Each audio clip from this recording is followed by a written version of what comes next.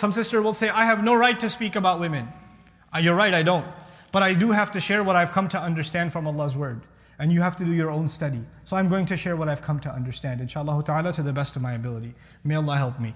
فَالصَّالِحَاتِ He begins, therefore, good women.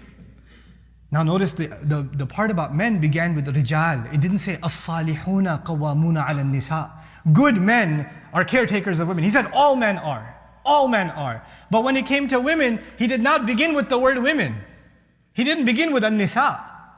فَالنِّسَاءُ قَانِتَاتٌ حَافِظَاتٌ No. فَالصَّالِحَاتِ Allah is saying that what is going to be described about women isn't actually naturally the case for all women. They're going to have to make an extra effort to be this way as a result of what a man is trying to do. He's trying to provide, he's trying to be a source of support, and he's doing so over and over and over again, and they're going to have to be the first thing, salihat, a poor translation, they're going to have to be good. But we're going to have to understand what salihat means. Salih or salaha in Arabic actually is the opposite of fasada. When something is bad, something is disgusting or ugly or corrupt, and when you fix it, salaha. Salaha is both lazim and muta'addi, of something to become good or for you to fix something.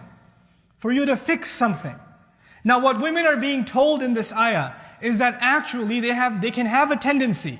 They may or may not have it, but they have the ability to have a tendency that no matter what good is done for them, they can't see good in it. They just can't see it in it. They don't see it. So what? Oh, you think just because you did the groceries, I'm supposed to respect you now? And then you can say Salamu Alaikum, and she'll say Wa Alaikum Assalam. But the way in which, my sister, the way in which you will say Wa Alaikum Assalam is corrupt, is ugly. There's no love in it. There's no respect in it. There's spite in it. There's hatred in it. There's this rejection in it. You're saying good words, but they're not salih. And there's anger. Well, he didn't call me last night, or he didn't do this, or he didn't do that. And there's all these reasons for you to be upset. Now he's trying over and over to be qawwam, and he's not perfect. He's going to mess up. And you're going to always have reasons to be angry. Wallahi al-azim. Any wife that's sitting in the audience here, do you have any reason to be upset with your husband? There are going to be reasons. Even if she says, no, in her mind there's going to be a list. In her mind is going to be a list. And if I say, can you just write them down on a paper? She's going to say, do you have a notepad? I don't think a paper is enough.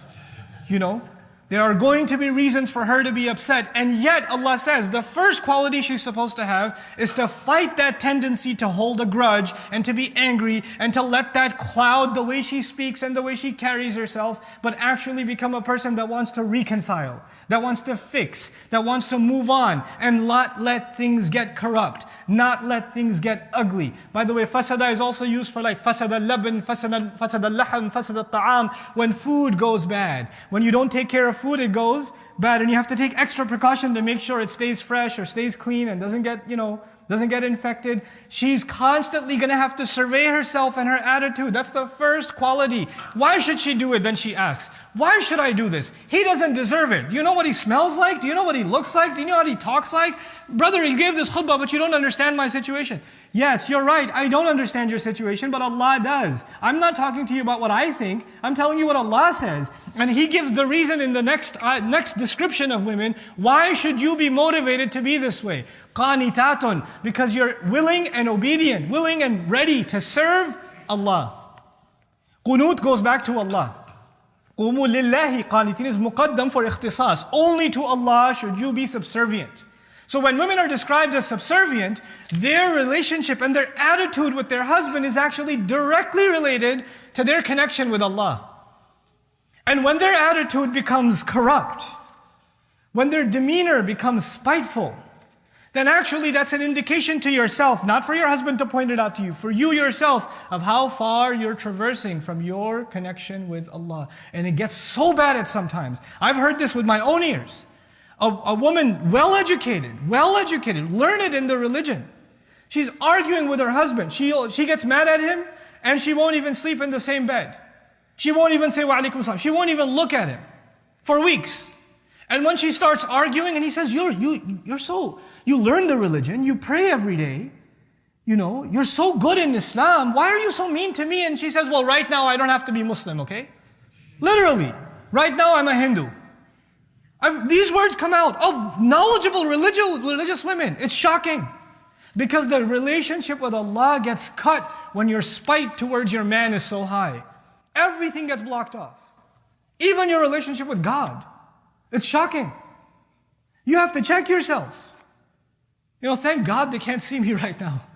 But qanitatun, they have to be subservient to Allah. Then he adds, hafizatun lil ghayb, guarding, consistently guarding, lil ghayb, for what can't be seen. Now what does that mean, guarding what can't be seen? The first meaning of that is these women have to guard the dignity, the integrity, the respect, and the trust of their husbands when the husband is not around. They shouldn't be talking to their friends about how bad he is, because he can't be there to defend himself. They shouldn't be talking to other men if he doesn't want them talking to other men. They shouldn't be going places he didn't want them to go. Oh, he's never going to find out. He's at work until 6 p.m. He's never going to know. He's completely they're invisible. The daytime, they're invisible. Guys at work or whatever, he's traveling and they can do whatever they want. The first meaning of this ayah is actually they protect themselves from what he doesn't want them to do. And by the way, interestingly enough, hafiz, guardian, is also caretaker in the Quran. Caretaker. That's the first meaning here. The second meaning of lil ghayb, which is profound, is that there are some things you cannot see. You cannot see your husband when he's at work. You can't see your husband when he's traveling. You can't see your husband when he's checking into a flight at the airport. You can't see who he's sitting next to. And you all know what I'm talking about. You can't see that. You can't see the trials and the temptations that this man that's married to you faces when he goes outside. How the women at the office talk to him. How people look at him. Who he interacts with. You can't control any of it. You don't see any of it. But you know what? Even if you don't see it, you can't be blind to it. You have to guard what you can't even see. Elsewhere in the Quran, وَمَا كُنَّا لِلْغَيْبِ حَافِظِينَ. How can we guard over something we can't even see? How can we be careful about something we can't even see? And women are being told, listen up, I know you can't see it, but you better watch for it anyway. You better take care of your husband as if to think that what you cannot see still exists. They have to go out of their way to be good to their husbands, to take care of their needs, to be attractive to their husbands, to be loving and caring to their husbands. They have to do all of these things and then not assume, well, he's ugly anyway, who's going to like him outside? Who's going to look at him? I don't have to take care of him, whatever. He can't do anything. They develop this attitude. And once that attitude develops in the mind of a woman, she starts demeaning her husband, puts him down and assumes that there's a kind of, well, I don't have to do anything to take care of this relationship. And Allah is countering all of it. Because men try to continuously maintain, take care. It has to be reciprocated on the other end. You have to take care of your husband. And you have to guard for the unseen. You have to know that he might you don't take care of yourself and your relationship with him, you'll lose him. Don't assume that you're going to keep him. You will lose him. And even if you don't lose him explicitly, you might lose him emotionally. He might emotionally divorce himself from you. He may not even look at you with the eyes of love. He may walk into the house with resentment. Why am I walking into this battlefield again? Oh my God, what's she going to say today? If that happens between a husband and the wife, what's the point of a marriage left? When Allah says, لِتَسْكُنُوا إِلَيْهَا, so you go to them so you can find peace. So you can find tranquility. And now you have situations where in the marriage, the only time a man does not find peace and tranquility is when he's around his wife. This is the tragedy on either side. Men not doing their job, women not doing their job. فَالصَّالِحَاتُ قَانِتَاتٌ حَافِظَاتٌ لِلْغَيْبِ بِمَا حَفِظَ اللَّهِ. And the word hifz also, the sisters listen up. In the beginning of my khutbah I said that men share have been given a word of responsibility that is so noble that one of Allah's names goes back to that word, qawwam. I said that in the beginning.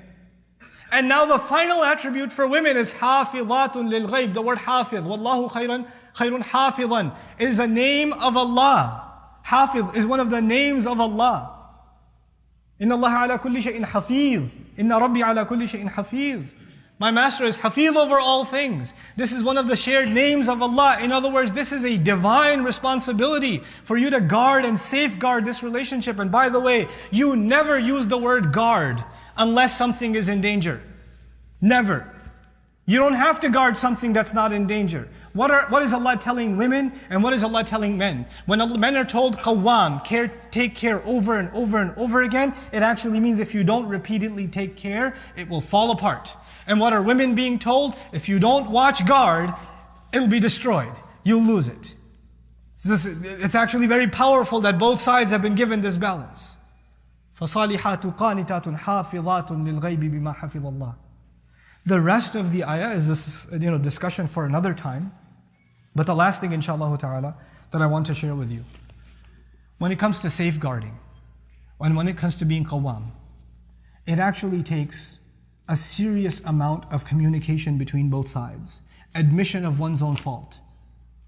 And you have to, and it comes a point where, there's a point in a relationship where you can fix things. There's a point where you can fix things, but we're human beings. A time comes where you can no longer fix it. It's broken, and it's done. This is why in the next ayah, فَإِنْ خِفْتُمْ شِقَاقَ بَيْنِهِمَا. If you're afraid that a schism, a crack is going to happen between the two of them. Now the ayah is, if you're afraid that a crack might happen, which means a crack has not necessarily happened yet. Then you can get counsel. Then you can get outside help. If you're in a relationship where you're fearing the crack is already showing up, but it's not big enough yet, get outside help. Get other people involved. فَابْعَثُوا حَكَمًا مِّنْ أَهْلِهِ وَحَكَمًا مِّنْ أَهْلِهَا. Get wise, good, sound decision-making people, sensible people from her family and his family involved. Don't get stupid people involved. Don't get people involved that will only make the fight worse and make the situation worse for you and for her. Not those people. Not the people that you complain to and say, I feel you, bro. Yeah, they're all like that. Why don't you come and help me out here as a counselor? No. You don't need extra gloves in the boxing ring. You don't need that. Hakaman, people that will make sound decision, can reasonably talk to both of you. And that can represent her interests and yours. Get outside help. But the power of this ayah is if you're afraid that still hasn't happened yet, if you don't take the right precautions, it might just happen. It might just happen. And it does. And the Quran is realistic about that. The Quran is not like the Christian doctrine of marriage. The Christian view of marriage is a sacred bond until death, and there's no way it can ever be broken. No way it can ever be ended. But in the book of Allah, divorce is talked about so exhaustively, so extensively. Why? Because it's a reality. If you don't take care of it, it'll die. It'll be impossible for two people to live together. You don't want it to come to that point. You want to be able to save it before it gets to that point. May Allah Azza wa Jal protect our marriages, and may Allah Azza wa Jal give support to those who have gone through a divorce, and may Allah Azza wa Jal, like He promises, يُغْنِ اللَّهُ كُلَّ مِنْ سَعَتِهِ, that He will give them independence from His own vastness. What a beautiful gift Allah gave to those who have gone through the difficulty of divorce. Allah will make them independent, and He will give them from His own treasure of vastness. He never says that about anybody, but He talks about that for people who are divorced. They're not condemned people. They're not condemned people. May Allah Azza wa Jal protect our marriages once again and bless them. And may Allah Azza wa Jal give goodness in the hearts of men and women that they are able to live up to this beautiful, beautiful advice that Allah has given them. Barakallahu li.